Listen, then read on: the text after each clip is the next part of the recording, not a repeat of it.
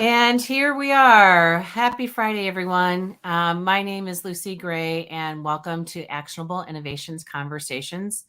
In a minute, I'm going to turn it over to my friend Don and Rinat. But before we get started, I want to explain a little bit about what we do here. We are a consulting group and a public professional learning community. We support and inspire education leaders. We host conversations and connect people, and we write about global education innovations in a Medium blog. We're also working on consulting, that sort of thing. So stay tuned for more updates from us. But if you want to be part of our community, you can join us at actionableinnovations.global and share your work and ideas there. You can follow us on social media. This QR code here will let you quickly scan and join and look at our Linktree links. So you can find our blog on Medium and our Twitter and YouTube, where this will be archived afterwards. So that's your link to all of our good resources.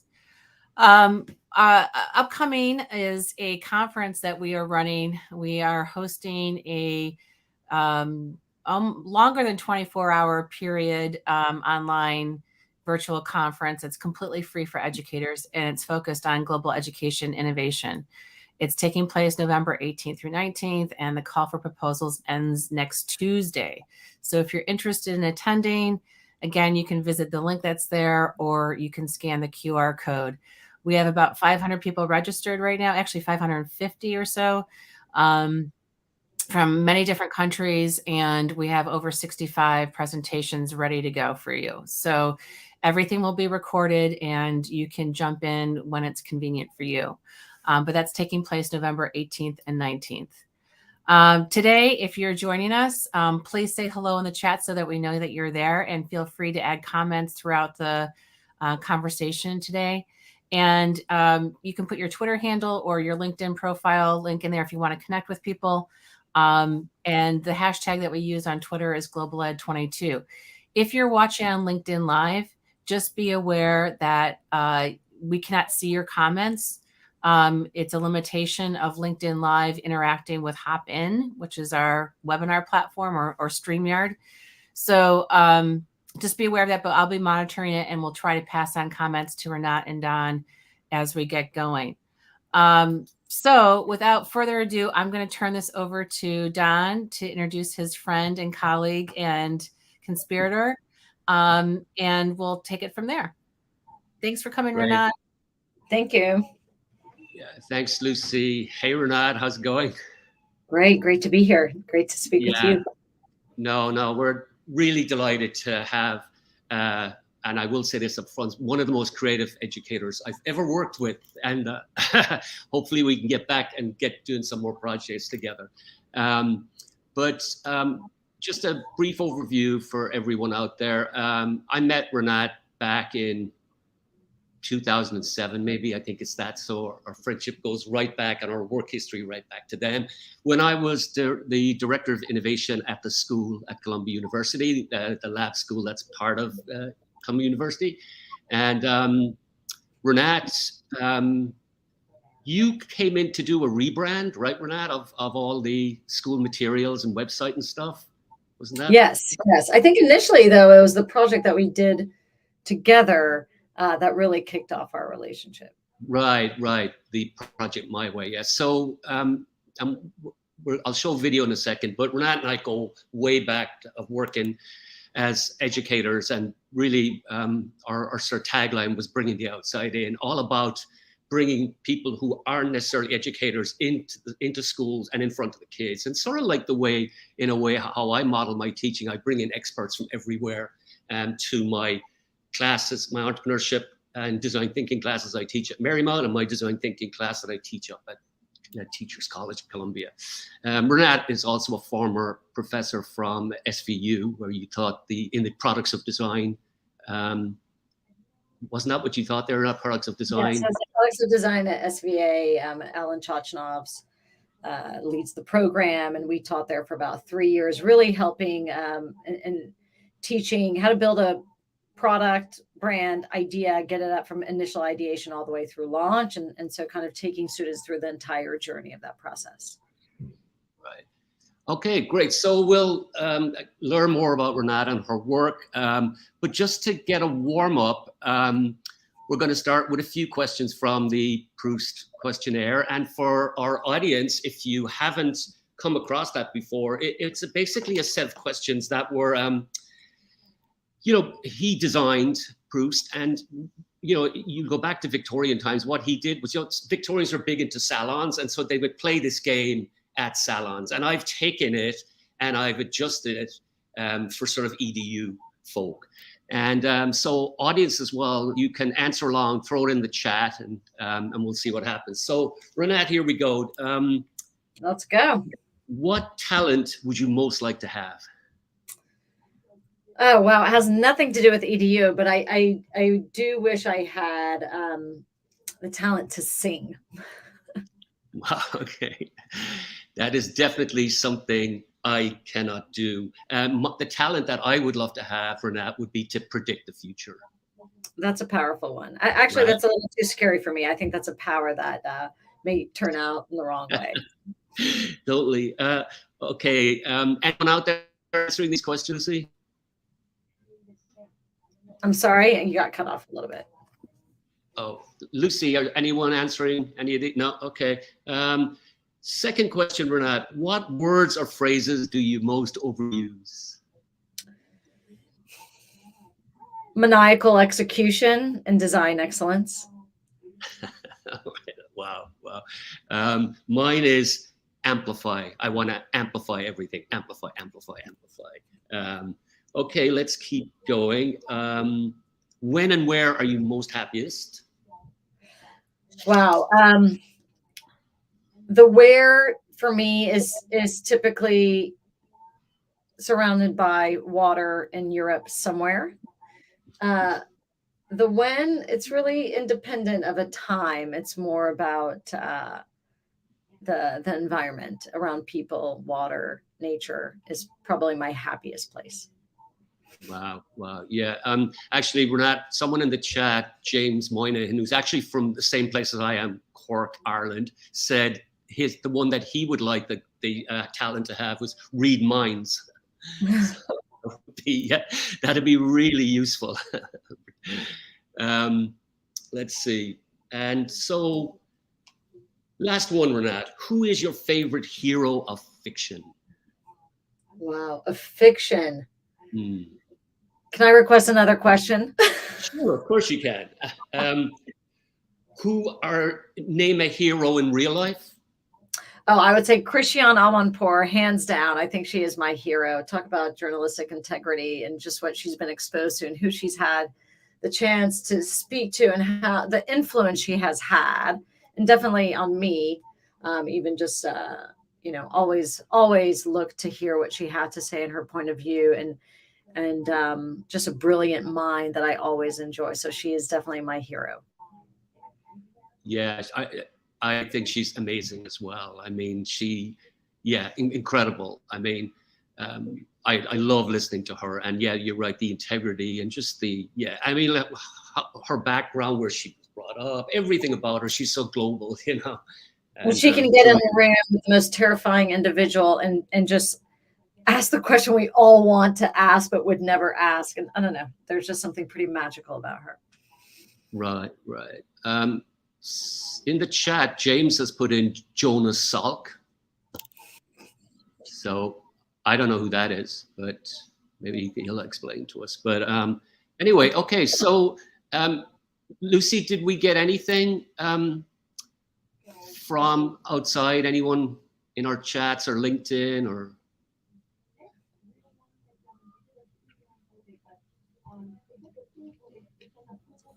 I'm not hearing you. We've lost Lucy sound-wise. No, that's because I'm not on the screen. Oh, so you're not going to be able to hear me unless I come on the screen.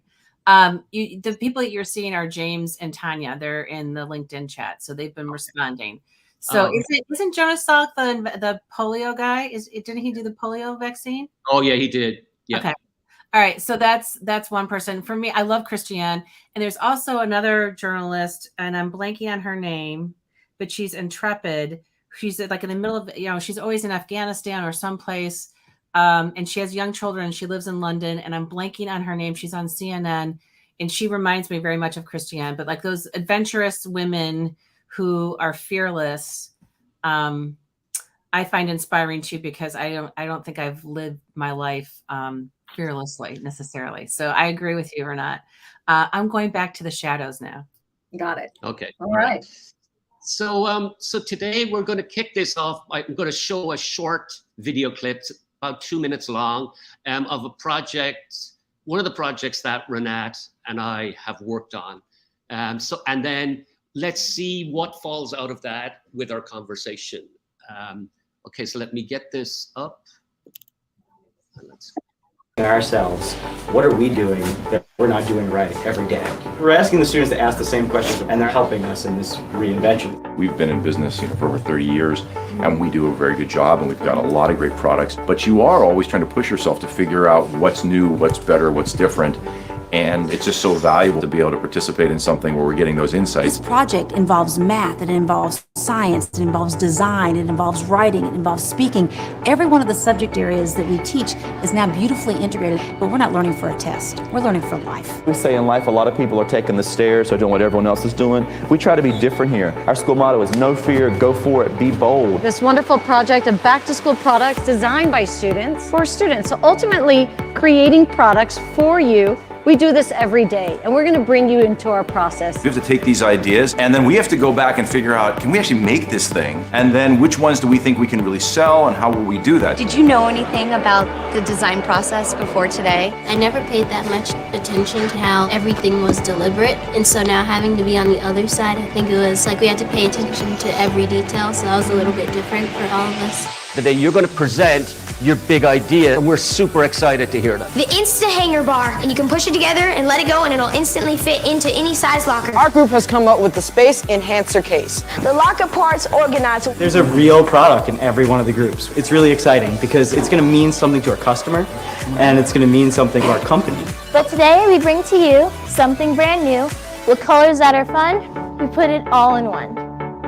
This has been an amazing journey together with you. As designers, we have to go through this process, defining, researching, ideating, prototyping, and we are here today to share the evolution of your ideas. And now introducing The Transformer. Yeah. The portable desk.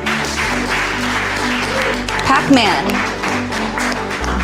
The products we make at Staples, how do we make sure we have some really innovative products that really meet a need? And I think what we got here was very clear insights from kids about what really was useful to them. And then what the team did together is bring the design to really solve that. And that's really the essence of what we're trying to do. My students realize that they're part of the big picture in the real world. And you can go to school and be a student, and you can also be an inventor. And you don't have to wait 10 years or 15 years. You can be an inventor in middle school if you can think that way. Make more happen. Make more happen. Make more happen!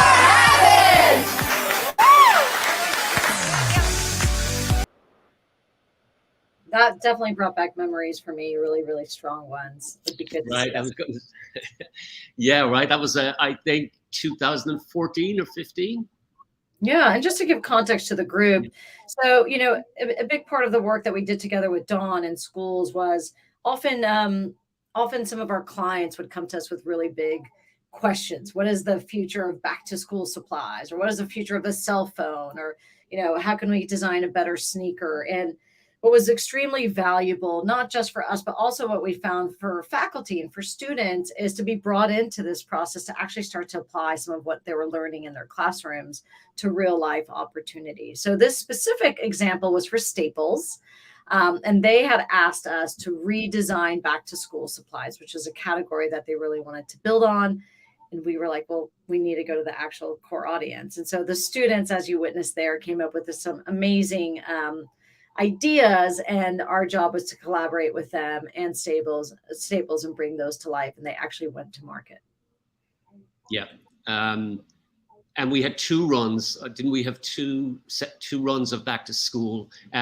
So Rinat, just yesterday or Wednesday with my entrepreneurship students, I I showed them videos of a lot of past projects that you and I had done, and they actually picked this one to show. They said, you have to show them that. So it's sort of serendipitous, that's the one that I showed them Project My Way. We can talk about it, and lots of other ones. But this was probably one of the biggest I think we ever done. It was 2 schools. It was MS 88 in Brooklyn, and that was Aileen, who's the principal, and the Ron Clark Academy Atlanta, was it? We didn't have it. So the Ron Clark Academy, and then and I think the aspect of competition was important, the aspect of getting different perspectives from different schools, different geographical locations. And I think, the design process that we took them through was not different at all than what we would typically do in our office. And so, but it was a first time for many, obviously, to really think about design in that way. And to also realize like the value that design had in the business, and how everything, I think you heard one of the students say, what, like everything around us is design and we never really think about it. But I think design definitely has a much bigger seat at the table today than it ever has. Yeah. And these were they all 8th graders or not? Or did we do? I think it was 7th and 8th grade. 7th and 8th grade. Yeah. And I don't know if you guys noticed that moment in the video, which is the kid when he sees his product on the screen and his mouth just opens and it's really, really funny. But he just can't believe. He's like, wow, there it is, Right. And I've forgotten what product was his again. But anyway, the other snippet about this video, when I showed it to my students on Wednesday, one of them actually had, and they're going to bring it in, the pencil case at home still, because they had actually bought it. It was like, I know that, I know those products, I bought this, I bought that, and I, Lucy, you went out and bought a ton of those products for your kids when it came out. But great project. And that isn't up. This video isn't up anywhere, I believe, because it was specifically for Staples, right, Rinat?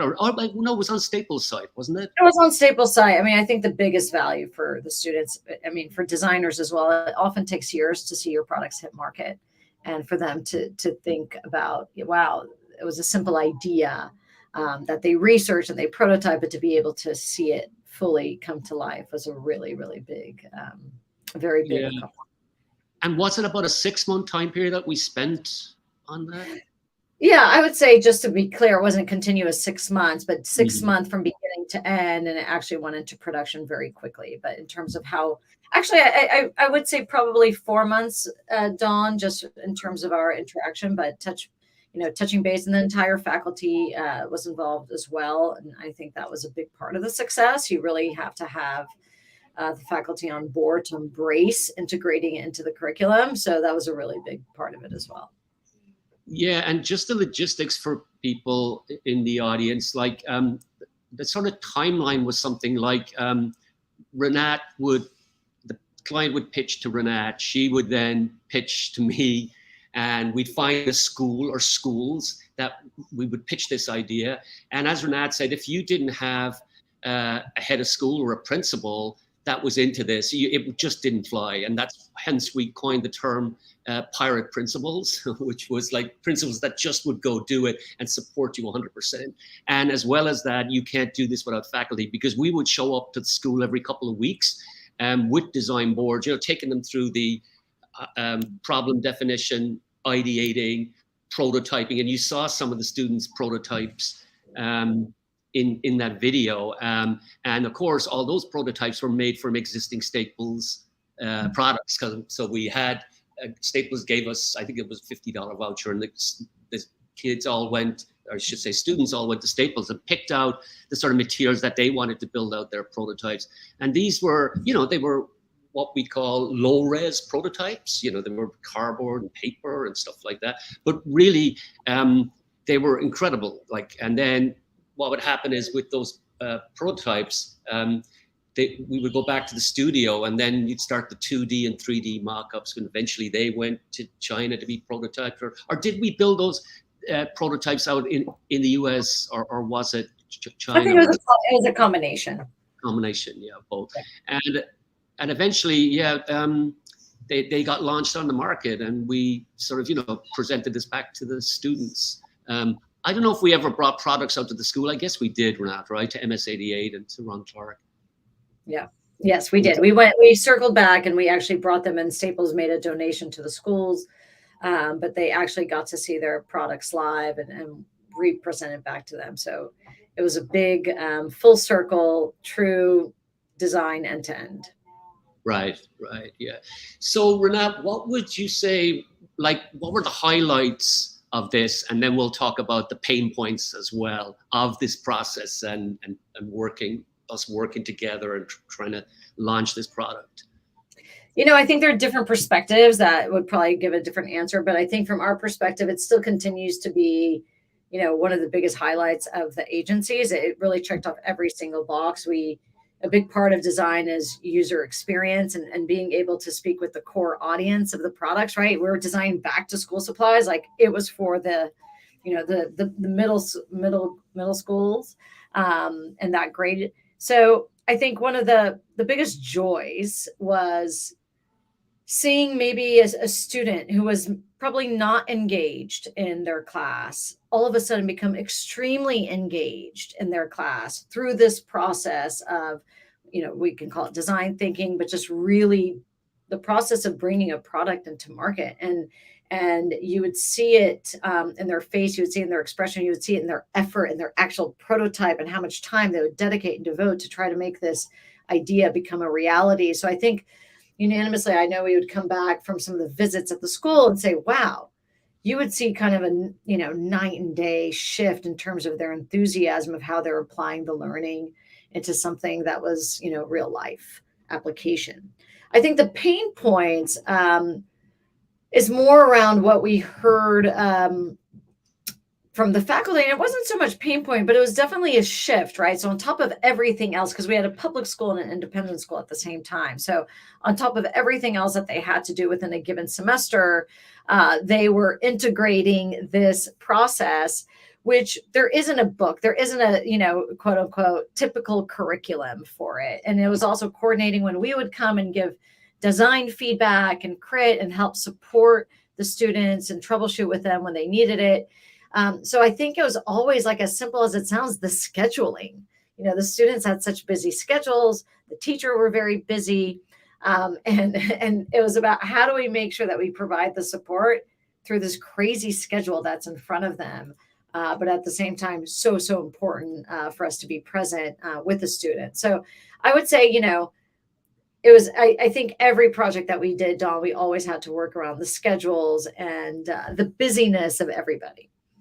Yeah, it was. Rinat, you reminded me of something. I was on to a school in Cuernavaca in Mexico a couple of weeks ago because Marymount, New York has a Marymount Cuernavaca, and they wanted to do a collaboration.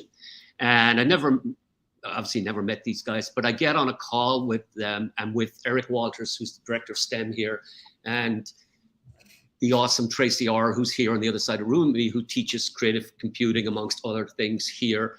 And when we got on the phone, one of the guys says, "Hey, Don, you did that desk chair and locker thing." You remember? And he said, "Can we do the desk chair and locker?" And I was like, well, let's not run ahead of ourselves because of the logistics of that, as Rinat's describing the process. So Rinat, do you want to talk to them about the desk chair and locker project, which was a very early one on that we did? Sure. I think, you know, that project, what Donna is referencing is, it was a partnership with Bernhardt Design, and there was he did not have a objective apart from really giving students access to what the design process is, and not just design thinking as a methodology, actually creating products and bringing them to launch. And so what we did there is we identified, again, 3 objects that they interface with and interact with every single day: their school desk, their locker, and their chair. And we brought them into groups of 3, similar to how we do projects. And we had them go through, you know, ideation, research, ideation, naming, prototyping, all the way through kind of presenting the final culmination of their work. And for that, we brought in different guest speakers. We had people from Fast Company. We had people from different other publications. We had star chefs join us. And so we had like different people coming in and giving perspectives and doing, a pretty intense crit and question-based presentation on what they presented. So what really came out of that was an opportunity for the students, and they would say, to actually apply what they were learning into a real-life application. And even though those products did not go to market, what the students did get to do is present the final goods at one of the largest furniture fairs, which was the ICFF in New York City. So Bernard Design gave them a huge booth at the front of the section where students actually got to take the press and the trade through their actual final designs. So another really good example where, the collaboration between us, the faculty, the school, and the students was just so critical to the success of the effort. Yeah, and the big bonus of that, Rinat, like that public audience is just so important for students. Often it's just a private audience, and even if you build out Instagram streams, you should always say push that stuff out there that students are learning, so that it's just a bigger audience. It's so important for them to understand that other people might care about it, and I think that in any content area that you're doing. If we show you some really good code, we put it on Instagram. Code on Instagram, I love it. Yeah, but the other great thing, Rinat, with that project was that they won the Best Design Prize. Do you remember? First Student Design Prize, and they were the youngest group because normally it was colleges that were getting this design prize. But that year they gave it to those students, or 40 students. Yeah, absolutely. And the press was unbelievable. I mean, it was featured in Wallpaper Magazine, Monocle. The students were interviewed. And I think I wouldn't take what Dawn said lightly, because making it real is extremely important for the students. And that doesn't mean not everyone's going to get a chance to show at the furniture fair. But if it's just for a presentation of your classmates, we never felt that there was as much enthusiasm. But as long as there was like a competitive atmosphere, so maybe competing against a different school, and at the same time knowing that there will be some culmination of this effort, whether it is presenting to a larger group and bringing outsiders in. As Dawn said, that was a really big part of our process, bringing outside experts in a different category into the program, or even just getting them to showcase it in a non-traditional venue, I think was a really, really important deal.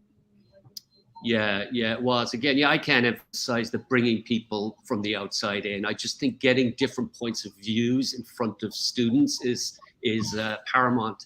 And the class I teach up at Teachers College Columbia, Design Thinking and EDU, my friend Andrew Gardner says, "Oh yeah, Don's a professor at Teachers College Columbia, and he teaches a class that he doesn't teach." And what he means by that is I've always have other experts in the room with me, just because I think those points of view are so important for the students to hear and see. And that's a sort of model of how a lot of classes in the D School are taught as well. But, just bringing the outside in. And in fact, Rinat's come to that class many times. Right? We would run it at your studio on West 24th a lot of the time, because we would bring them down there, right? And I think the big thing was, you don't get exposure to this in early education. And that was a big part of our mission. How do we give students exposure to this, this process, and take them behind the scenes of how things are actually created and brought to market. Everyone is really good at talking about the end result, but it's the process which is the most magical part. And that was a big part of the mission, to really take them through that journey. So I know that there are a lot of questions here on the chat. I don't know if you want to. Yeah, I'm not. Let's see. There's a question here. Would you two ever replicate this again if a pirate principal came along in a willing company? If someone's raising their hand, no, yes, absolutely. I think definitely we did have a lot of interest as a lot of these projects started to launch. What we learned is that setting criteria is really important, and setting criteria with commitments and very clearly outlining what level of commitment it would take from that pirate principle was very important, and being also very clear with what that outcome may be with the, let's call it the willing company. But there are a lot of willing companies. It's more about the schools being flexible and being open to the process. Right. I'm looking, is there more questions in here? There's a comment from Marcy. She loves this from 3 Ducks Design. Kids need more opportunities to share their ideas for real impact. Absolutely. They do. Totally. Yeah. Rinat, can you tell us a little bit more? You are an ex-professor at School of Visual Arts. Can you tell us a little bit about what you taught there, what you did with those students, and how different it was from maybe a traditional design course that might have been taught in another department? Well, that was a master's program. I think what was really great there, most of the students had various different experiences with design. And it wasn't just physical, product design, physical hardware design. It was came from brand design, UX design. And so that's also something very important, design. There's so many different forms of design. So we shouldn't always go to that, end physical thing. And I think what was great, I ran the class with my partner at the time, Johan Leiden, who I had founded Aruliden with. And, we really held the very, very high bar. The expectations were that the students would come up with very valid product and brand ideas and solutions where there was a void in the market, and they really had to prove their case. And even from the kind of prototype perspective, it was extremely, some of them were functioning prototypes. And some of them were, just cosmetic models, but it was a pretty intense class that went through the entire process. We call it zero to launch, building a brand or product from very, very early concept through execution. Yeah, the project I remember most from there, Rinat, and we were talking about recently, was the products for protest. Yeah, so the very, very first class that we came up, it was product for protesters, was a theme. And typically would come up with a theme for every semester. And it really helped kind of ground the students in a certain space, because actually coming up with what the actual idea is usually the hardest part. And so when we at least create some parameters, it allows them to focus. And so that at that time, people were not protesting as much, but it was the notion of like, hey, wouldn't it be great if you wanted to go out and protest? You can walk into a CVS and there would be an aisle there that would give you everything from products that would actually amplify your message, or products that would actually make you feel more secure, or products that will allow you to find the person that you came to the protest with. So it was kind of endless of opportunities. And it was an amazing example of, how the students came together and came up with some very thought-provoking solutions. Yeah, no, they were. Because I remember going down there with you to give feedback at the for that, and the products were just incredible. I mean, it just like what they had brought it to, and who would have thought how important that would be today, Especially today, right? Right, and this is what we found, like Rinat and I, with projects. The students were so out there in their ideas, of realizing ideas that sometimes wouldn't happen until 10 years later, and I think we found that on the very early project we did, which was the future of the cell phone. That was being what the students predicted. Were like literally years later were put on phones, I was looking at that video recently, Rinat, and I don't know if you remember Max, who demonstrated this phone that if you lost it, it would put out spider legs and run back and find you. Right. And of course that was like Find My Phone, really, is what he was talking about. Find My iPhone. You know what I mean? It's like, and these were, I think Max was an 8th grader as well. I feel that age is just so great for them to work and stuff like that. Because often with high school, it becomes obsessed with the college process, and that stifles it. Even though we've worked with high school students as well, Rinat, right? But I would say we always you get the best feedback and input from middle grade, middle school, because I think at high school you become a little bit more insecure to really speak your mind, and you're too worried about, is it right or is it wrong, versus, hey, this is what I think. And I feel like the dynamics definitely changed with high school students. I think 6th, 7th, 8th, we always had the most, probably the best results. Right. So this is great, Rinat. I'm going to open it up for more audience questions. And Lucy, I don't know if we want to come back in and join us, because I know you had a lot of comments in here as well. You've been answering them, so thank you. We've had a couple comments from Marcy from 3 Ducks Design, and from Mary Cousins, who liked your comment about Andrew's comment about how you teach a class that you don't really teach. Mary is a former student of mine. I bumped into her in Central Park a few weeks ago. She's great. So she does have a question here. How do you successfully engage all students? Big question, I know. Put another way, are there students who feel tech isn't for them, quote unquote, because they struggle in math or science, for example? So I'll let you take that. I can answer the first part. I'll let you answer the second part, Dawn. I think successfully engaging all students is careful curation of groups. So when we do every single project, we've always created pods or clusters, and each group had to identify like who's going to present, who's, really divvy up roles and responsibilities. Not too different than what we do every single day. But I think that's a really big part, and that ensures that they're going to have a role and that they are going to engage. And that doesn't mean they need to be extroverts. That means like engagement may be like, okay, they're going to master the prototyping section, right? And so I think being very, very clear about, how you curate the groups and assigning roles within a group was a very important learning, and allowed engagement to come from everybody. We never really had an issue of students not engaging, especially when they knew like, hey, this is going to go to market, or oh, this is going to be in the press, or oh, this is going to be live online, and it's not just going to be live in our school. I think those are the attributes that get the students really, really excited.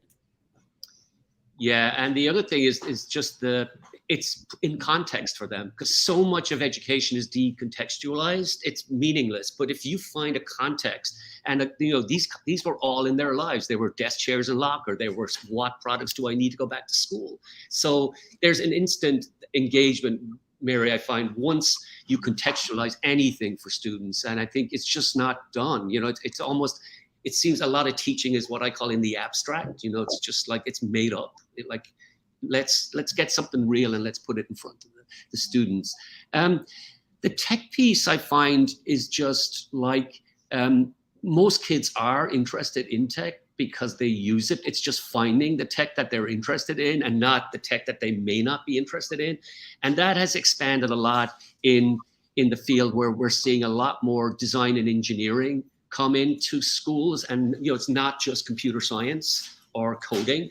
And that has elevated a lot of interest. I can speak from the Idea Lab here that I'm in, up on Marymount on 5th Avenue, that, it's a constant flow of kids coming in here wanting to do stuff, And what we're finding as well, a lot of it's all individual projects. So you may not even be teaching classes. Tracy and I do teach in here. But we find there's a complete flow, wouldn't you say, Tracy, of students coming in wanting to make stuff. It can be electronics. Kind of inspired them, like get to where they are, and then add. Oh, but look, you can do it like this if you learn how to code, or you could, without them knowing. Yeah, you're not overwhelmed. Yeah. So and I mean, and because you're mentioning about the struggle in math and science, I really believe it's you put it into the context. I was telling Rinat earlier, I'm teaching this class, Innovations in Chemistry, which is a brand new experimentation on how I feel science should be delivered to students, because I feel there's a lot, it's just not done very well. But what did we start the class off with? They decided Adderall. So we're looking at the chemistry of Adderall. And why? Well, that's something that they are involved with. And like, you can certainly if you put it in that context for students, and really the thing that we're learning about Adderall is it's isomerism, which is often seen as a really high up there topic in chemistry. A lot of people don't touch it till they do organic chemistry in university. But, you can bring that down to 10th graders or 12th graders. I'm a big believer. Once it's something they're interested in, they'll do anything and will understand it. It's not that hard. So I hope that answers your question, Mary.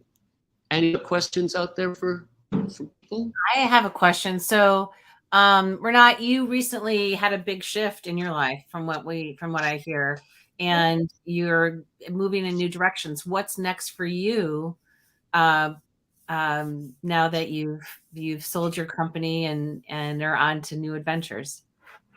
I think design will always play a role in my life, but in terms of like what's next in my next chapter, I think there's some things that I'm thinking through and have yet to announce. How's that? But I think the last years of, the last 16 years of Aruliden, I was extremely fortunate to, I think design, the world of design, in particular in business, and I know that's a part of our chat today, you really get access to see so much of what's to come, right? So when people come to Aruliden, it's not about something that you're going to bring out in a month or two. It's about 18 months, 24 months coming out to market. So you have visibility, and sometimes even 3 years, right? Depending on how complex the product or project is, but you have visibility to, what's trending, what are the kind of verticals or categories where people are investing in, and you see futures in a whole new way, and you're able to participate in that conversation, which I feel is extremely exciting. I mean, when new people would start, I would say like, okay, this is gonna be like Shark Tank. You're gonna hear a lot of new ideas. You're gonna have to vet them, because many times we also said no to potential projects because we may have felt like it wasn't a good fit or it just didn't align with the company. And so I think just that you carry so much knowledge and you get exposure to so many different industries that is so valuable, I think, in so many other kind of, whether it's career paths or business choices. So what were some of the favorite industries that you worked with? Are there particular industries that you really enjoyed besides education, out of curiosity? I think healthcare was amazing, is amazing. We've worked in this space of robotic surgery. I think that was probably one of the most eye-opening experiences I've ever had, and just what you learn around the possibilities. And we're just starting to kind of touch the surface of that. So I think healthcare in general, because what we know as consumers of healthcare is very minimal, but once you start going into it, and the role of design is huge, and it's not just, everything from the actual experience and usability, you're saving people's life, right? So when you talk about like, oh, am I doing a job that's saving lives? Yes, you are, especially when you can go into a healthcare space. It's quite incredible. Yeah, I'm now thinking of the work you did with Nicholas Negroponte. I mean, it's also, I would say, in kind of the health tech. I'm wearing one now. It's a Whoop device. Whoop was born out of the mind of Will Ahmed, who graduated from Harvard and had an idea and brought Nicholas Negroponte on, who called us. And we helped, build the product from very, very early stages with him. And now Whoop is one of the most successful wearable tech devices that provides visibility to heart rate variability, strain, sleep, performance. I think in general, feel pretty fortunate when you start to touch kind of all these verticals. And then again, you add on that you're actually affecting people's life in a positive way, and you give them, access to knowledge and data that they wouldn't have had access to before. Whoop does exactly that. So I would definitely say, any project that can change the way people live and behave is one that you carry with you for all your life. Are you familiar with a company called Epic, a healthcare company called Epic? I have heard of Epic, yes. So I'm kind of intrigued by them, and I should know more about them than I do. They're based outside of Mass in Wisconsin, and I went to college about an hour south of them. And one of my I'm on my alumni board for my college and Beloit College, and one of my colleagues on this board is a healthcare consultant. So he works with Epic, and Epic apparently is open on the weekends for the public to come in, and each of their buildings has a different theme. And they're the people who are behind. And I should have realized this because I have 5 million doctors right now. The back end of like the app that you probably use at your hospital system, whatever that is, that drives all the medical records and cross pollination between entities. And that's Epic. That system is Epic. So it's this one. It's a company that, and apparently, if you work for Epic and you want to go work somewhere else, that it's like working for Google in the healthcare world. Right. Okay. That's It's supposed to be really impressive, and the woman who runs it's supposed to be brilliant. But that's something that I think healthcare is. When we're thinking about careers for our the students that we're working with right now, that's something to think about. I mean, I think healthcare is even more on the forefront of innovation than ever, right? So absolutely. Healthcare, also the topic of aging, that comes up a lot. Everyone wants to age better, age well. Yes. Not age. So I think there's a lot of really interesting things in healthcare. And I think even just the last few years from COVID, that just accelerated that. It made us think about healthcare in a very different way. I feel like, now one of my doctors is like, oh, I'm now membership only. I'm like, what? Yeah. It's completely changed. And I think it will continue to change and evolve. Hopefully our medical system will also evolve towards the better. But I think private companies and private organizations are making really big leaps forward and innovating in the space where they haven't in the past. Wow. Here's a completely unrelated question. I know you have children. How are your children future designers? Have you nurtured them to be designers as a parent? It's a very silly question. One of them recently made it very clear to me that they are more interested in the business behind design versus the design as a career path. The other one, my younger one, who's in her teens, who I brought a lot into our projects in terms of like research and ideating.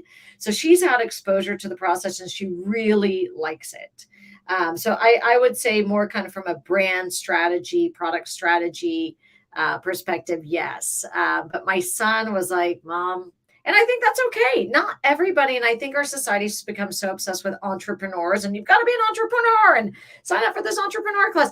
Not everybody's cut out to be an entrepreneur. There's some great things when you can work for a great company that you believe in, and there's value there too. And so I think this pressure that sometimes we put on sometimes I could say I put on my kids of like, oh, let's sign up for this entrepreneur class.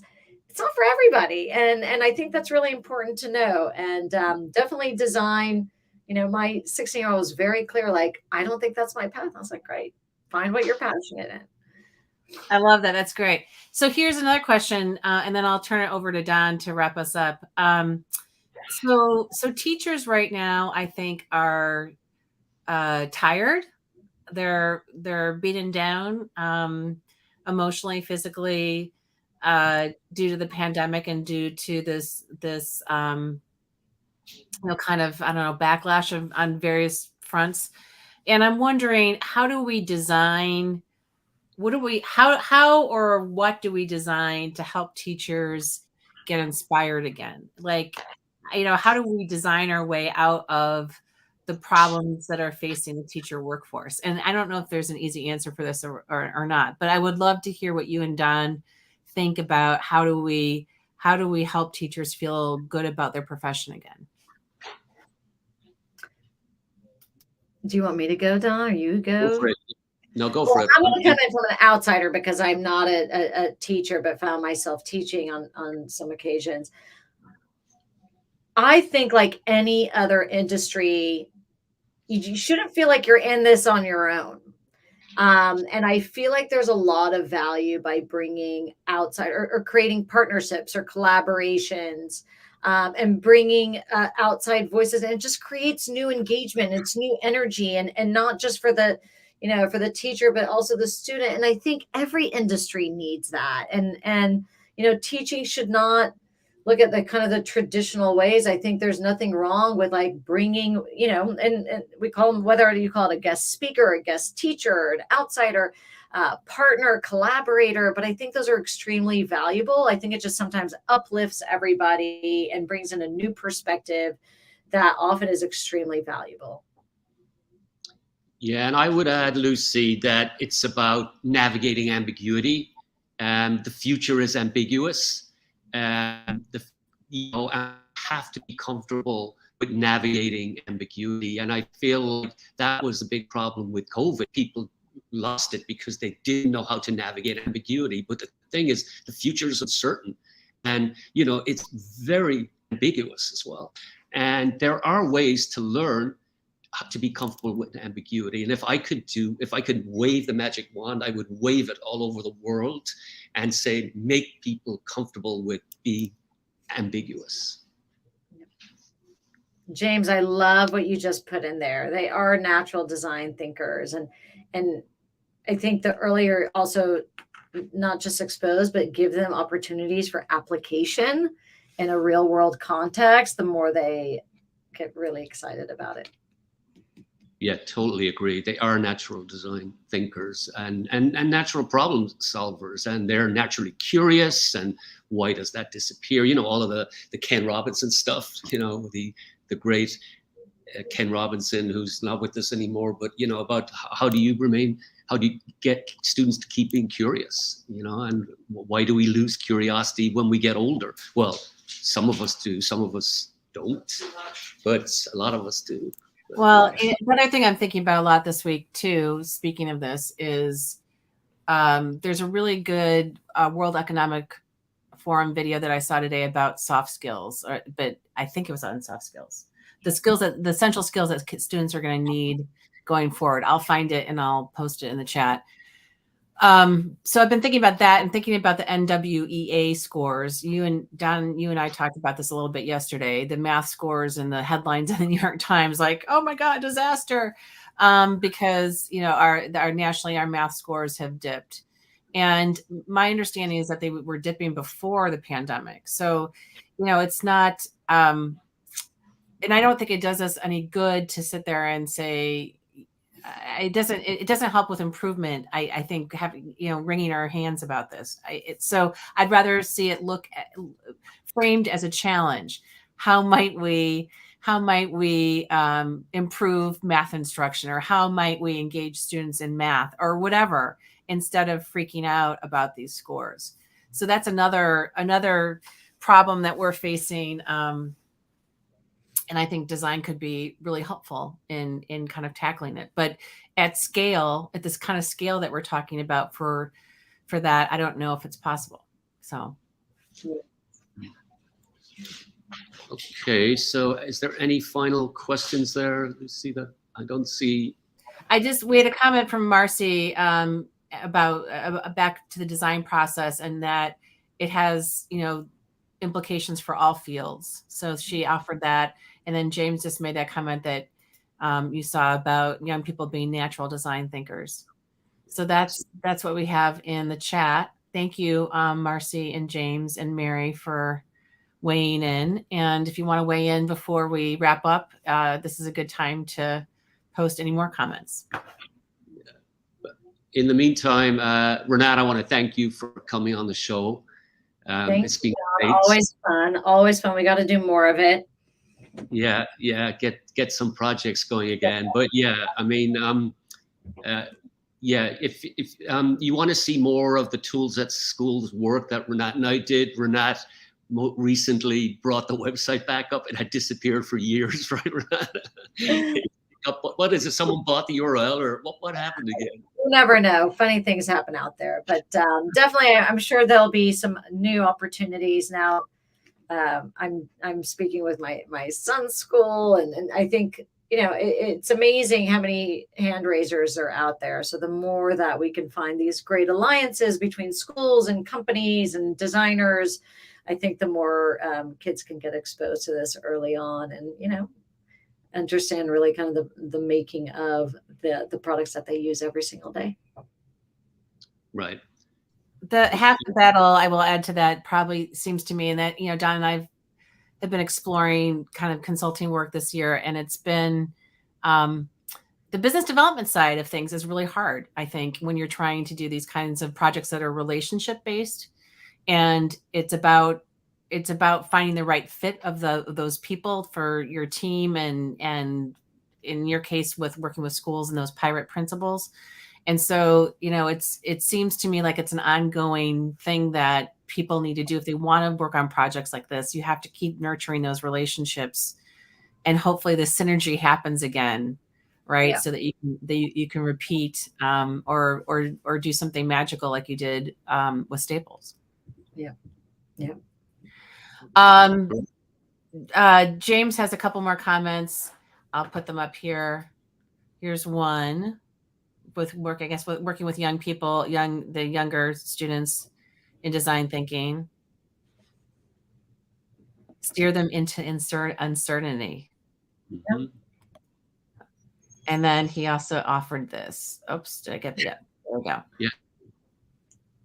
All right. I'm going to throw up my slides here and wrap us up here, and then we'll move on with our weekend.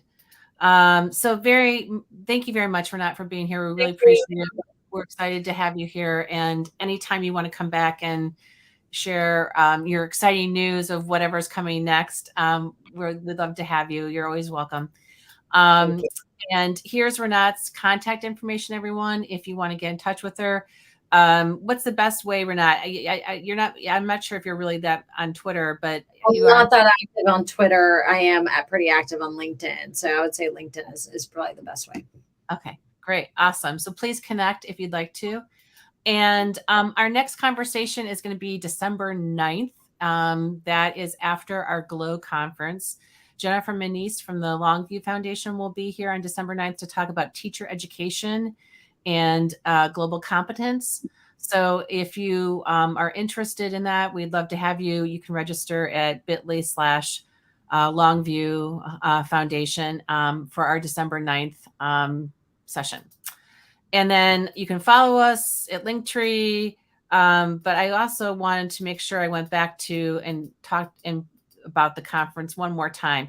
We are really excited about this innovation conference that's coming up November 17th and 18th around the clock. We're still taking proposals through November 1st, and everyone's welcome to come and be part of it. It is completely free. And we have people from all over the world who are presenting. So I'm thrilled with this, and hopefully I'm going to rope Don into doing some sessions. I have an idea, Don, that I want to talk to you about. So if you're listening to this, we'd love to have you. And that's all for now. So let me remove the slides. And thanks again, Rinat and Don. It's been a pleasure chatting with you, and we'll see you in December, everyone. Thank you. Bye-bye. Bye, everybody.